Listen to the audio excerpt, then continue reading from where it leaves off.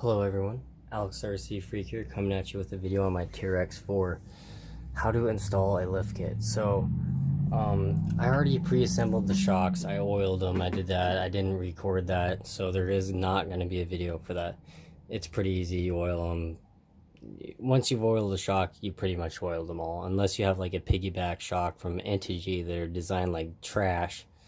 Those are a little bit finicky to oil. But I got a shock with a blown O-ring on the shock cap, and that's why my rear axle is leaking, and it looks like I may have one right here because this is leaking too, so it looks like the seals of my shocks are kind of getting bad. That's why my axle and my truck's a little bit oily looking. But anyway, you loosen these little pins, or a 1.5 millimeter hex pin, and these are your drive shafts. This is your front drive shaft. So as you can tell, it's pretty scratched up, pretty beat up, you know, but they're constant velocity as well. Like, these joints are a little bit gritty. I'm gonna clean them out. The truck's kind of due for a big maintenance teardown, but yeah, I don't know if I'm gonna be doing that tonight per se, but it definitely needs it. Like, it has some serious needs to be cleaned. So I'm gonna see if I can get you in as best as I can, so that way you guys can kind of see what's going on. Basically, there's a 1.5 millimeter Allen screw right there and 1.5 millimeters Allen screw right here. So you pop these apart, and I'm just following the instructions here right there. So I'll be doing that and kind of doing this on the truck. So so next they're saying to remove the rear section. So let me remove this rear drive line here. So that's the front drive line. Let me just grab the drive line, twist it. Hopefully my hand isn't in the way, and then it is. You just basically loosen this section, and this is the grub screw you get right here. So that is what it looks like. Make sure to put Loctite on it. This one already has Loctite out, as you can see, but make sure not lose those little pins. Grab your drive line, turn it. Now, just so you guys know, I'm a bit tired. I've had a super busy day at work. Plus, I'm working on this. I'm planning on going out tomorrow and having just a trail fun day, but that's what the pen looks like. It's 1.5 millimeter Allen. I recommend getting a good Allen set like this, Team and Teggy. And this is the bigger handle one. Like, this is a bigger handle to grab, so it makes it a little bit easier to grab. So basically, this is collapsible. It's telescoping. So you pop it out like that, and it's just like that. So it's good to keep it together. Keep it together. You can set them aside if you want. Just like that, set them aside, and the longer one obviously goes in the back. So now we're going to loosen these 2 millimeter Allens right here and right here, and loosen the 2 millimeter Allens on the shock ends there. And I already got this cable loosened, so I'll actually pull that out right like that. And I'm going to loosen this now. I don't know how well you can see it, but I'm going to try to do it where you guys can see it, where I just loosen this. You just hold on to the brass part of the cable. So hold on to the brass part, or it'll spin inside there. You don't want to do that. You don't need to use super, like, hardcore tight strength.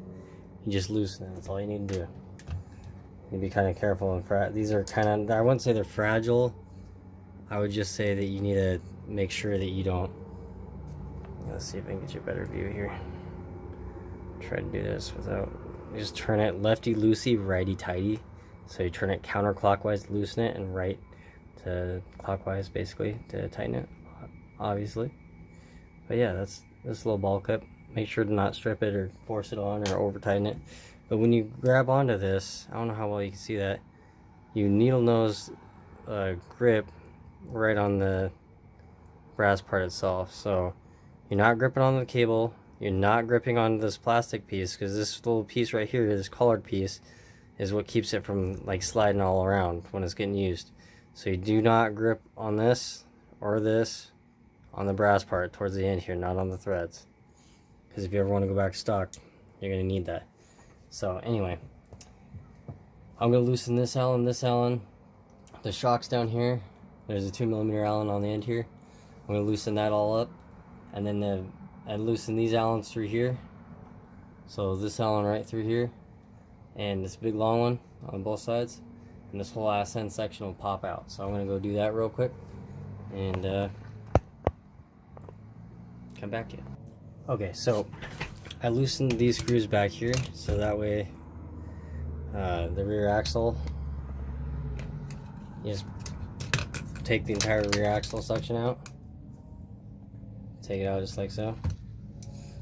Yes, I got brass weights on there. Now I did that with the front. Now just so you know, see this long screw right here? See this screw? Just so you guys can see this. This screw, the short one up on top on my right hand, goes right here. These short screws go right here. This long screw right here, this one, goes right here, right down in this, where this hole is, right down there. So yeah, sorry about hearing the motorcycles racing in the background. That's kind of what happened tonight around where I live. But anyway, so now I can pretty much take off this front suspension part once I loosen this shock tower bolts right here.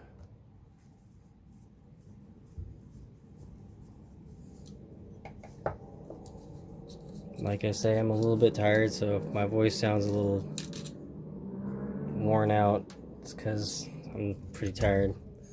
So, you got those street bike guys. You know, if anyone rides street bikes, just be careful. Just seriously, just do us a dang favor for everyone. Just be careful. There's no reason to do 100 miles an hour around town. Loosen this.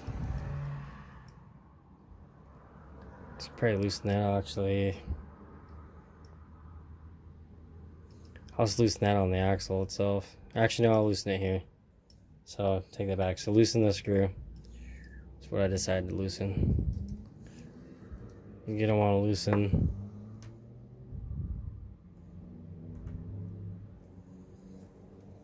you can loosen the steering screw, or you can loosen this. And I'll loosen the steering screw.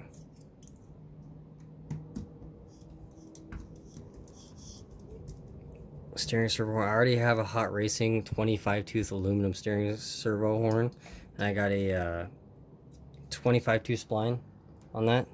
So that's actually what I run all the time. I got a Savox SA1230 SG servo, and I love that servo. It's the best servo on the market as far as I'm concerned. So trying to put this back on, and it just isn't having it.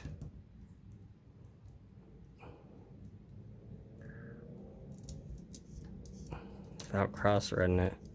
Hopefully I'm not. There we go.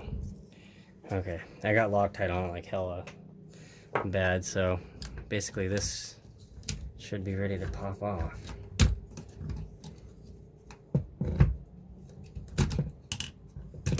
Okay, so then you just take off your front axle just like so. So that's your axle, your shocks, just like in a real four-wheel drive where you got a 3-link, you know what I'm saying, or even 4-link on some. And there's your little shift linkage cable. Make sure it's working smooth. Mine seems to be working pretty smooth. So that's your front axle. You stick your front axle with your front axle screws right over there. So I can get this bag out of the way. I don't know why I have that there. Anywho, now you can set the truck aside in the corner, upside down if you want. Okay, so let's get this party started here.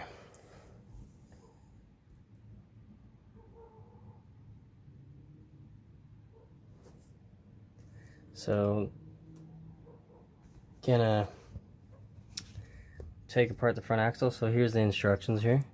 So you're basically telling you to remove the front axle and remove the shocks, you know, the lower links, this upper link here for the 3-link right there. So I'm gonna do that real quick. These are all 2mm, all these screws right here are 2mm Allen head screws. You gotta loosen these 4 screws right here, which are 2mm, and then stick this cable on. I'll do a video when I do that. But I'm gonna do that with this real quick and loosen them, and that way hopefully you guys can see. And then with this E-clip, be very careful you don't lose it, just saying. They're very, very easy to lose. I found that at the hard way. I'm telling you that right now. So just take your 2mm Allen screw, start loosening that. Like I say, I got the black. Mine is in the black finish, so it looks, the thing I like about black is it goes with anything. If you have a certain body color that's not red or, you know, not blue, it goes with anything. So note that this thing has a slight bend. This slight bent part right here goes in like that, okay? If you want to go back to factory, see how it has a slight bent, and this one has a bend up and over kind of thing. I don't know how well you guys can see that. See? But just something to note. And then you want to loosen these. I'm going to do that real quick. Okay, so I got these screws loosened in the back here. You just pop them out. They're a socket head style, 2mm socket head style. So you just want to pop them out and pop off this cover. I'm not going to do that just yet because I'm going to install the links. So basically what you want to do is go inside your box and find your 3 links here. These links right here. Want to find them? Slap them on. So let me do that real quick here. Shiny. So basically what you got here is your links, you got your axle. So these are straight, pretty much go on the bottom. So it's like that. It's like that. Then you got this one.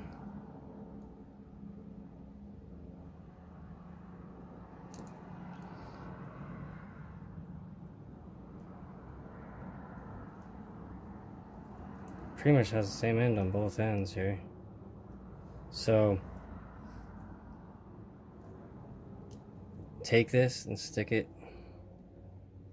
in that top part here where it's kind of angled, because this is over angled. This thing's angled over and up just very slightly. So you want to take that and stick it in. Take your screws, stick those screws in. Grab your shocks, your front shocks. This 9mm gap from the top of the shock body, aluminum shock body, to this collar right here is 9mm. This one is 5. So that's what Traxxas recommends to start out with. So you're going to want to take with this washer. So you got this big washer, you got this smaller end right here. You're going to want to take this big washer part and stick this screw through there, just like that. So that way if this rod end pops off, it'll capture your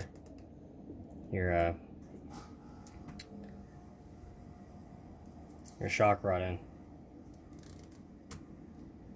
Okay, so I'm going to tighten these things down. And you could put 3mm washers on there too if you want. You know, it's up to you, really.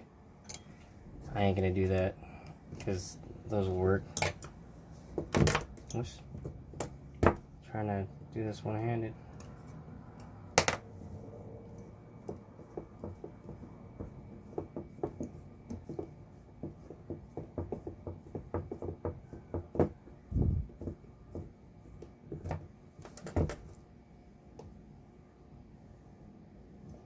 Make sure you get that tight. I'm going to tighten this top. Okay, just so you guys know, and this is in the package right here, right? Okay. Now if you notice this bottom one right here that my thumb's kind of tapping is a lot longer. This goes for the rear. This one goes for the front. So this is the front one right here, the shorter one. This longer one's for the rear, just so you guys know.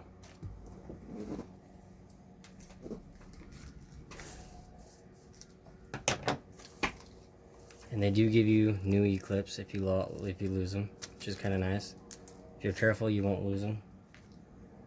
But like what I mean is, check this out. So I'm going to hold these at the same length right here, right where the diff is. Look how much longer it is. So the shorter one goes in the front, this one goes in the back. Just so you guys know. So I'm going to stick that with the back. I'm going to take this short one.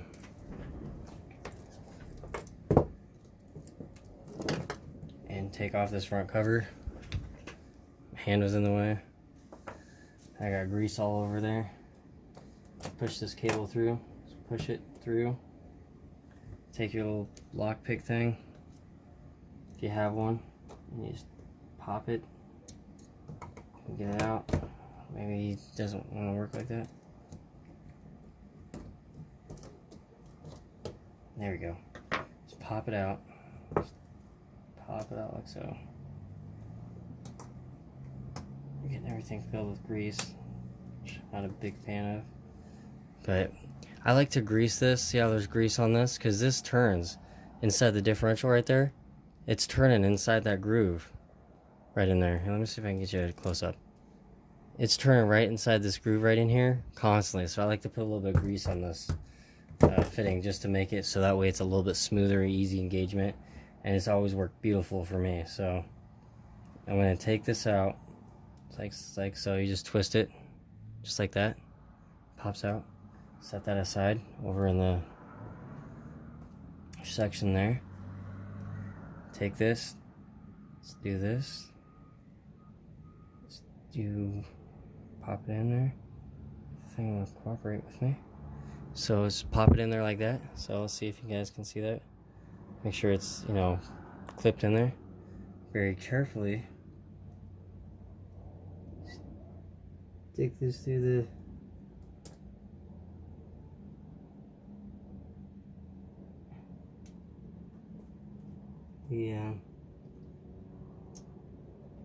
training case, making sure that you're lining up those splines. So it should clip in, should work smoothly. You should be able to move it, maybe move the diff a little bit. Should. There you go. So, whoops, my hands are a little bit greasy here. Hold on, let me just clean up my hands. So it should move.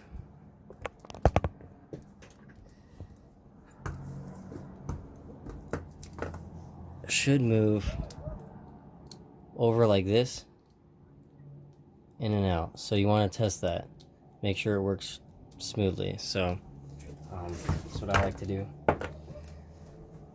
And you want to take your cable and pull it through.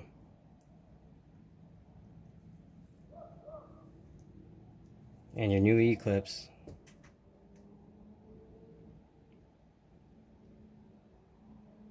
And stick it on. Hold on here. I don't know how well you guys can see that. So take it, stick it on, and drop it because it's being a little bit of a pain in the ass. Okay, so they're kind of tricky here. It's kind of a little bit of a trick. You gotta kind of hold it with your finger and pop it on. I almost lost it again. I'm about ready to lose it again.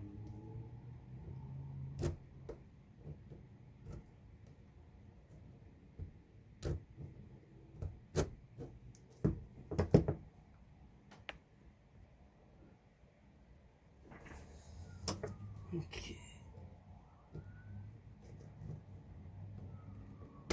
There we go. Make sure it's fully clipped in. That's the biggest thing. So let me get it up close. Okay, see how that's like flush with the casing? This casing right here? See how it's flush? Like flush with this housing, right? Oops, can't see that. Flush with this housing.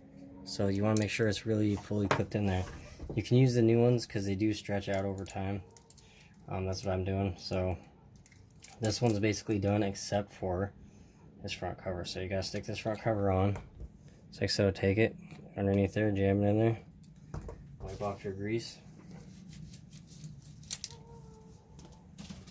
And then perfect time to do maintenance on your diff. So if you need a, I greased my diffs right out of the box because Traxxas has everything completely bone dry on this.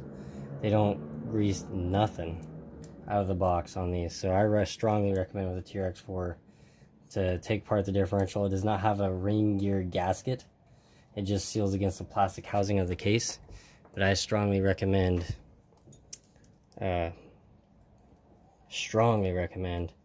greasing it and servicing it about every 5 to 15 runs. So, or battery packs, I guess you could say, if you want to say it like that.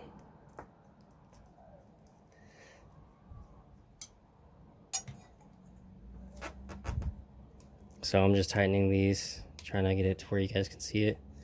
And I'm going to finish tightening these and I'll be back. Okay, so that's where I'm going to end it for this video. This is part 1. So, like I say, thank you guys for watching. I really appreciate it. I'm going to be doing a part 2 on this. Like I say, make sure, just quick some notes, make sure you get this E-clip fully seated in correctly. So yeah, make sure this E-clip is fully seated in correctly. Make sure you cross tighten these screws, just so that way you don't warp the housing, causing ring and pinion gear mesh issues. Make sure that the flat part of this hollow ball right here is on the outside, so that way the bigger rounder part is on the outside, so that way if this were to pop off, this will catch it so it doesn't completely pop off. But yeah, I just wanted to let you guys know on that, and thanks for watching. Alex RC Freak out. Peace.